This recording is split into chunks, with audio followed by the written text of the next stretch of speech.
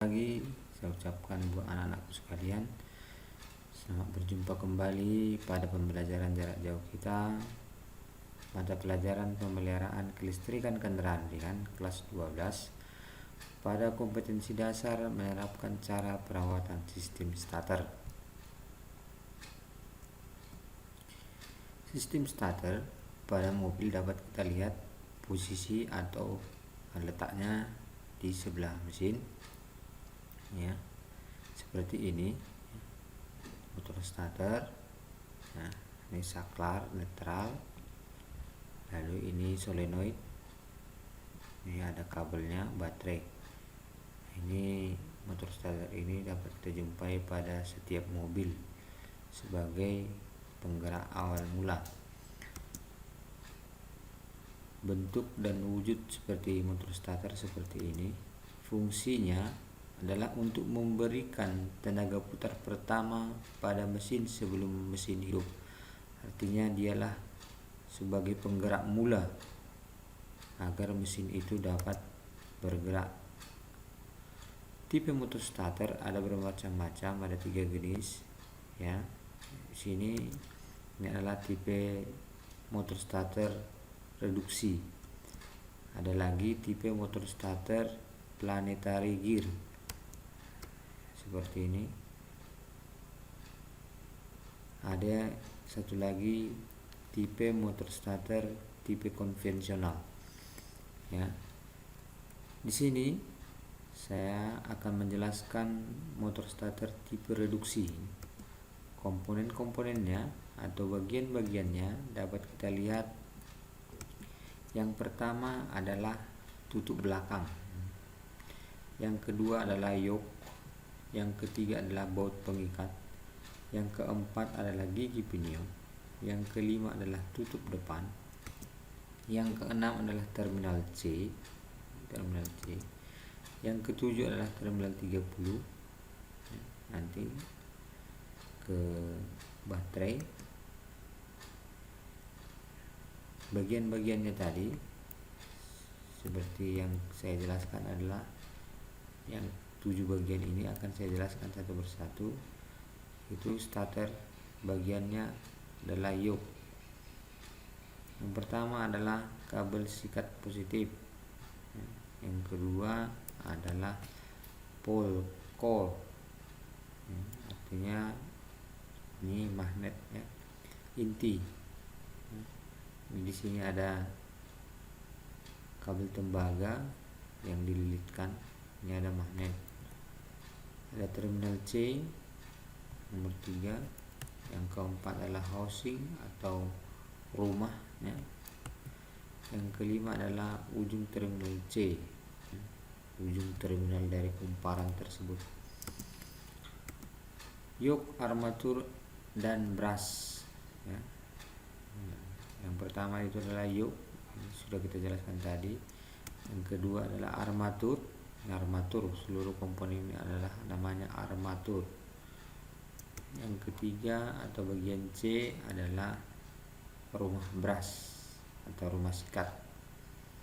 Nah, terbagi atas 3 bagian yang paling besar, yaitu yok, armatur, dan rumah brass atau rumah sikat. Itulah bagian ketiga, bagian besar.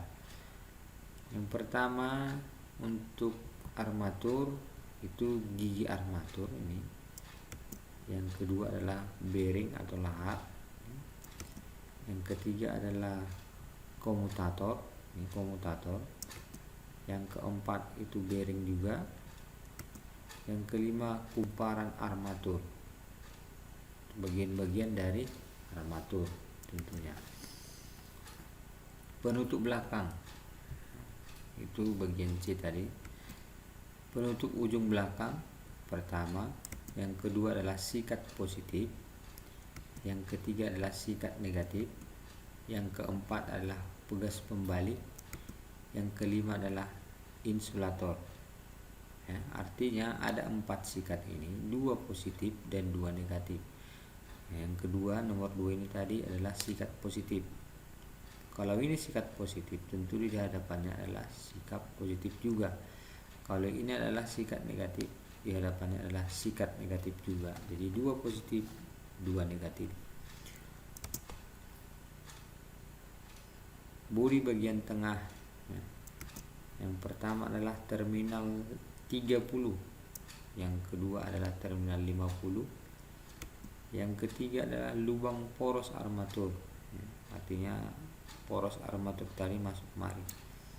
Yang keempat adalah terminal C, yang kelima adalah bodi.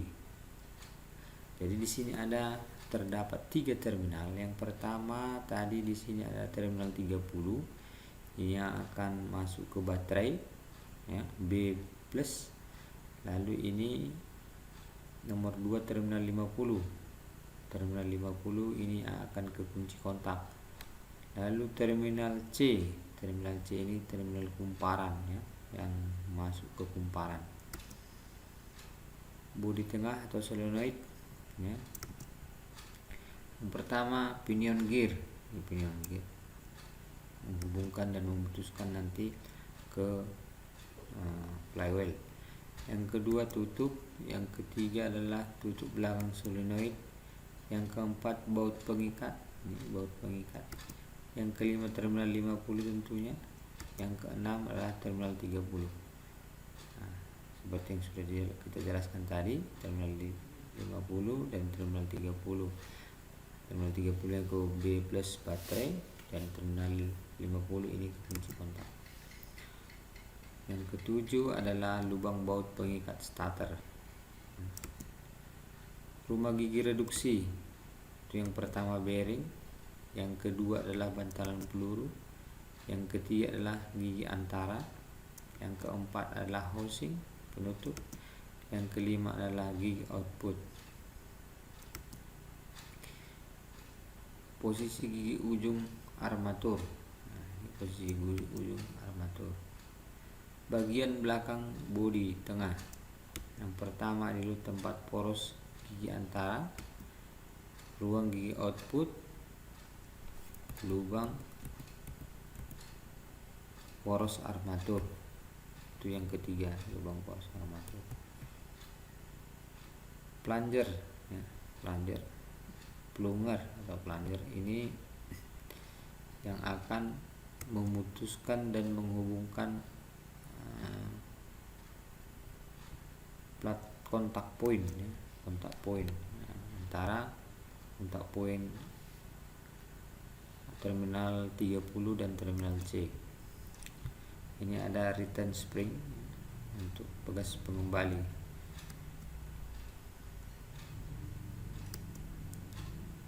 Baik, setelah kita mengadakan pembongkaran, kita akan memeriksa.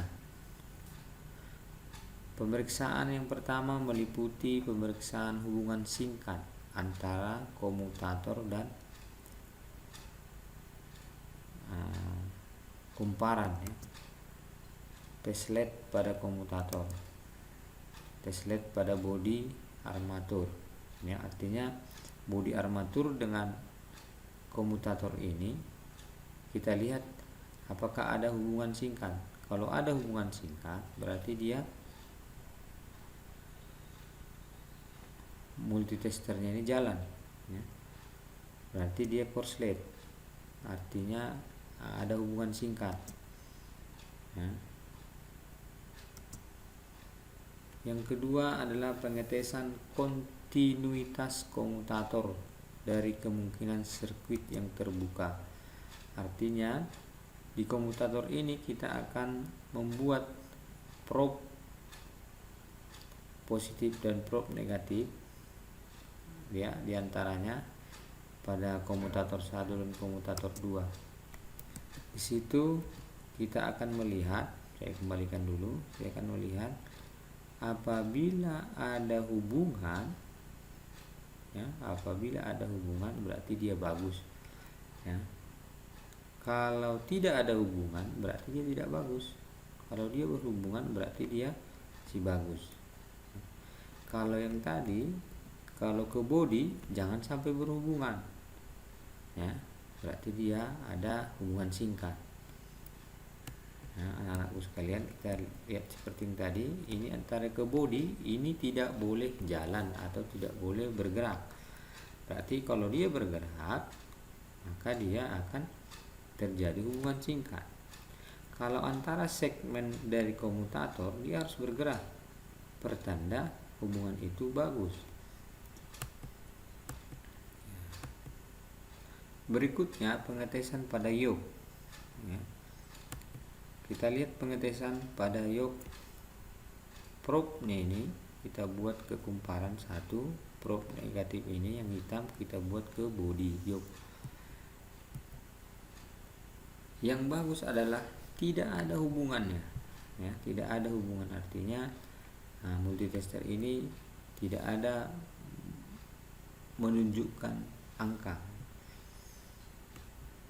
Berikutnya adalah pengukuran sikat atau panjang sikat. Panjang sikat tentunya makin lama makin pendek karena dia bergesekan dengan komutator tentunya. Untuk mengukur atau memeriksa daripada panjang sikat itu, kita menggunakan jangka sorong. Nah, kita menggunakan jangka sorong. Panjang standarnya adalah 16 mm.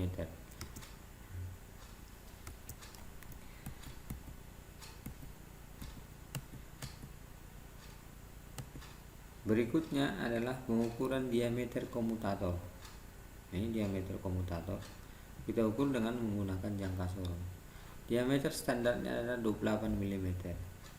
Diameter minimumnya 27 mm. Artinya apabila hasil pengukuran kita di bawah minimum, batas minimum ini, berarti itu perlu kita ganti.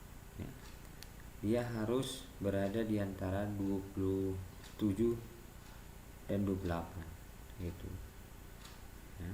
Kita ukur diameternya menggunakan jangka sorong. Ini pemeriksaan kedalaman daripada segmen, ya, segmen daripada komutator. Ya. Yang pertama itu jangka sorong, kita masukkan, ukur kedalaman, ya tentunya. Yang kedua alur segmen. Kedalamannya pemakanan itu 0,6, kedalaman minimum 0,2. Ya, yang diperbolehkan.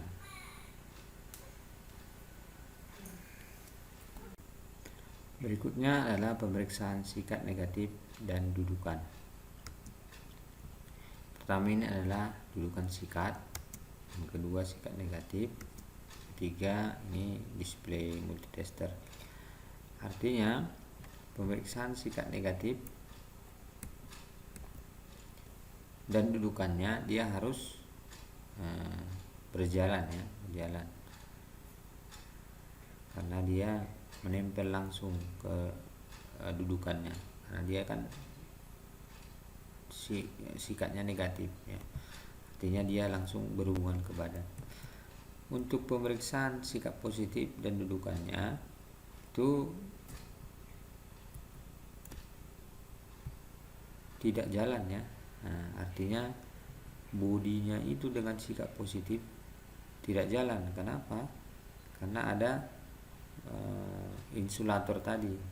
Nah, ini ada insulator, ya, artinya pembatas, sehingga antara bodi dan sikap positif tidak boleh ada hubungan. Itulah yang baik. Berikutnya adalah pemeriksaan run out komutator, ya, menggunakan dial indikator, ya, seperti ini. Ya, ini V-block, ya.